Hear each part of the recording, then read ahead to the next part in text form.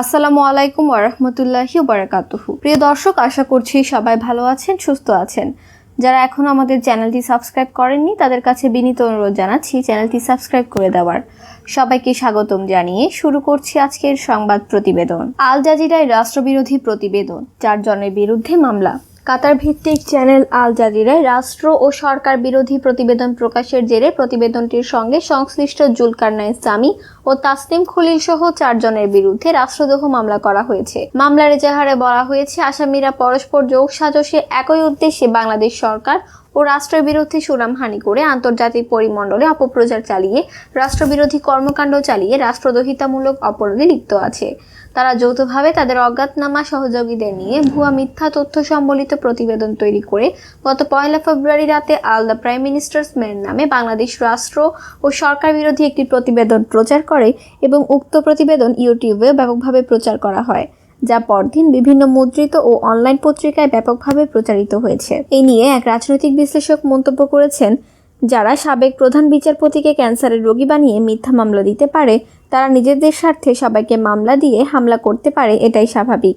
তবে এই দেশে এখন মামলার কার্যকারিতা নেই জনগণের চোখে। মামলা এখন দমনের আরেকটি হাতিয়ার। আল জাজিরা তোদের খেয়ে ছেড়ে দিয়েছে আর তোরা পড়ে আছিস খাওয়া জিনিসের ছিলকা হাতে সান্ত্বনা নেওয়ার জন্য। দেশে যতগুলো রাষ্ট্রদ্রোহী মামলা হয়েছে এগুলোর অধিকাংশই একজন ছাগল করেছে।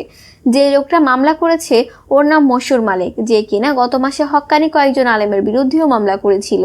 এই ছাগলটার মাথার তার সবগুলো ছিঁড়ে আছে। দয়া করে আপনারা ওকে অতি দ্রুত পাবনায় পাঠানোর ব্যবস্থা করুন। এখানে 2 জন বাংলাদেশের নাগরিক নয়, রাষ্ট্রদ্রোহ মামলায় তারাও বাদ গেল না।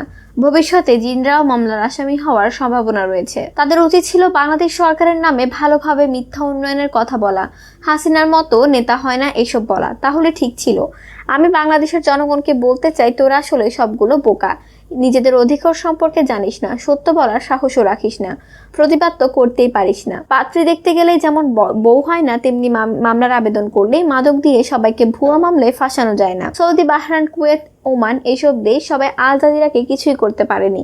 আর মাফিয়া কোন কচু, পারলে ওদের লোম ছিঁড়ে দেখিও। তোমাকে চেয়ে বড় বড় নেতারে ওরা গোনায় ধরে না। বাংলাদেশ সেনাবাহিনী জাতির গর্ব, কিন্তু কিভাবে? আমরা জানি জাতির কাঁধে বসে তারা খাচ্ছে আর জাতীয় স্বার্থবিরোধী অপকর্মে সহযোগিতা করে নিজেদের অর্থনৈতিক সুবিধাগুলো আদায় করছে। প্রিয়া সাহা দেশের বিরুদ্ধে ট্রাম্পের কাছে নালিশ করলো, কোনো রাষ্ট্রদ্রোহ মামলা হয় না। স্বামী রাষ্ট্রের আসল চেহারা দেখালো, সেটা হয় রাষ্ট্রদ্রোহ। আল্লাহ গো, জন্ম দিলা তো এ কোন দেশে দিলা? এত বিনোদন দেখা হাসতে হাসতে বুইরা হবার আগেই মনে হয় আমি অক্কা পাবো। একসময় বাংলাদেশের সেনাবাহিনীকে নিয়ে বাংলাদেশের মানুষ গর্ব করত, কিন্তু আজ বাংলাদেশের সেনাবাহিনী ধ্বংসের দিকে যাচ্ছে। দেশের সর্বোচ্চ পর্যায় থেকে যখন হারিস ও আনিসের সাজা মাফ করে প্রায় 2 বছর ধরে গোপন রেখেছে, তারা কি রাষ্ট্রদ্রোহীর মামলার আওতায় পড়ে না? তাদের মাফ করে দিয়েছে ভালো কথা, কিন্তু আইনমন্ত্রী বলছে আমি জানি না, হোম মিনিস্টার বলছে আমি জানি না। তাইলে কে বা কারা মাফ করেছে হারিস ও আনিসের সাজা? এটা কি জাতির জানা উচিত না? বাংলাদেশ নামক রাষ্ট্রটির মনে রাখতে হবে যে আল জাজিরা বাংলার হলুদ সাংবাদিকদের মতো স্বার্থকে প্রাধান্য দেওয়ার নিউজ পোর্টাল নয়। আল জাজিরা একটি সাধারণ নিউজ পোর্টাল। মধ্যপ্রাচ্যের মতো দেশে বড় বড় কামানের মধ্যেও সত্য প্রকাশে সচেষ্ট থাকে। আর সিলেকশন সরকার মামলা দিয়ে আল জাজিরাকে থামতে পারা তো দূরের কথা, সেনাপ্রধান আর সরকারের কুকীর্তি ফাঁস করে দেয়া মনে হয় রাষ্ট্রদ্রোহ হয় না। বরং বর্তমান সিলেকশন সরকার ও সেনাপ্রধানকে রাষ্ট্রদ্রোহী বললে ভুল হবে না, কারণ রাষ্ট্রকে ব্যবহার করে এই সরকার ও সেনাপ্রধান কুকীর্তি সৃষ্টি করে বাংলাদেশ নামক রাষ্ট্রের সুনাম শূন্য করে দিচ্ছে। এবার ভিন্ন প্রসঙ্গ। আল জাজিরা বিতর্ক প্রতিবেদন নিয়ে 4 জনের বিরুদ্ধে রাষ্ট্রদ্রোহ মামলার আবেদন। বাংলাদেশের সেনাবাহিনীর প্রধান এবং তার ভাইদের কর্মকাণ্ড নিয়ে প্রতিবেদন আল জাজিরায় প্রচার করে রাষ্ট্র এবং সরকার বিরোধী ষড়যন্ত্র করা হয়েছে। আবেদনে তিনি অভিযোগ এনেছেন। এই নিয়ে এক রাজনৈতিক বিশ্লেষক মন্তব্য করেছেন, সরকার আল জাজিরায় ভাইরাসের প্রাদুর্ভাব থেকে মুক্তি পেতে নানা উদ্যোগ গ্রহণ করলেও কোনোভাবে বিস্তারও সম্ভব হচ্ছে না। একমাত্র উপায় গণতন্ত্রের টিকা মুক্তির পথ। এই সেনাপ্রধানকে প্রধানমন্ত্রী নিয়োগ দিয়েছেন। সেনাপ্রধানকে হেয় প্রতিপন্ন করা মানে প্রধানমন্ত্রীকে হেয় প্রতিপন্ন করা। আল জাজিরাও তাদের রিপোর্টে এটাই বলার চেষ্টা করেছে, all the prime ministers main. এমন দেশে বাস করি যেখানে অপরাধ করা অপরাধ না, অপরাধ ধরিয়ে দেয়া অপরাধ। আর হাইকোর্ট সে তো এখন মমতাময়ী পেটিকোট।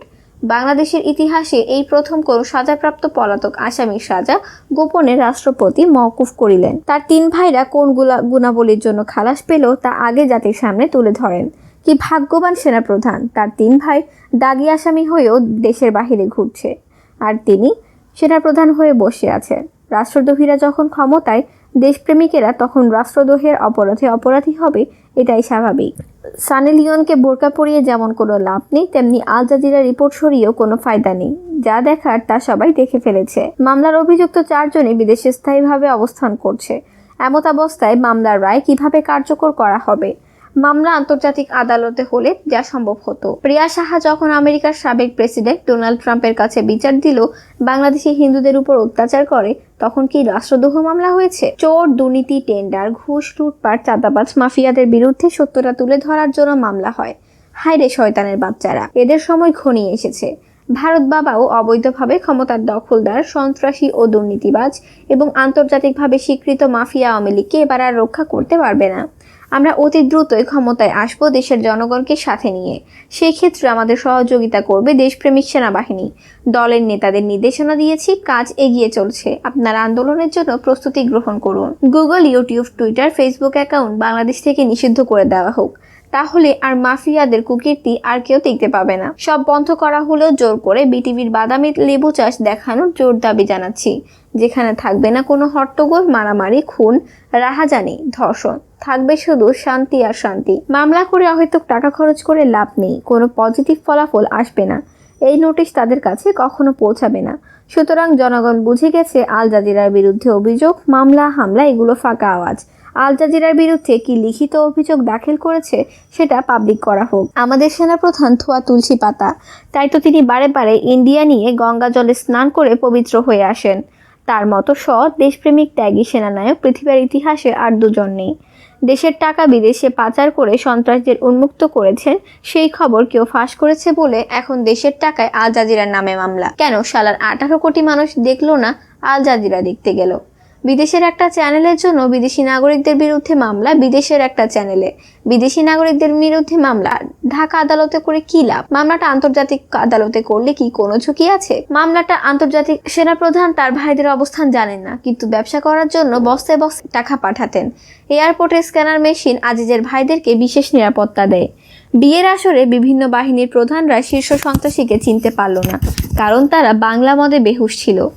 আমাদের জাতীয় নিরাপত্তা পরিষদ সন্ত্রাসীদের সুরক্ষা দেওয়ার জন্য জাল পাসপোর্ট সাপ্লাই দিয়ে থাকে। ময়লা যত নাড়াচড়া করবি ততই দুর্গন্ধ ছড়াবে। কোনো প্রমাণ থাকলে দেখাক, না হলে মুখের কথা কেউ বিশ্বাস করবে না। আর এর সঙ্গে আদালতকে জড়িয়ে বিতর্ক সৃষ্টি করবে না। স্বৈরাচার তাড়াতাড়ি নাম। আজিজ ফাজিসের দিকে বিষয় ঘোরানোর দরকার নেই। কালপ্রিট টোটাল স্বৈরাচার। জিলাপি প্যাচে পড়ে মাথায় প্যাচ লেগে গেছে, আরো প্যাচ লাগাতে আসছে ডক্টর ইউনুস। এবার খেলা হবে, আর আল জাজিরার রহস্য অনেকটা পরিষ্কার হবে। আল জাজিরা কি বিশ্বকে ভয় করে নিউজ করে? বিবিসি, সিএনএন, আল জাজিরা এইসব ইন্টারন্যাশনাল বিখ্যাত নিউজ সংস্থা, এদের কাছে নিউজ প্রচার করা। মামলা করে এদের কি হবে?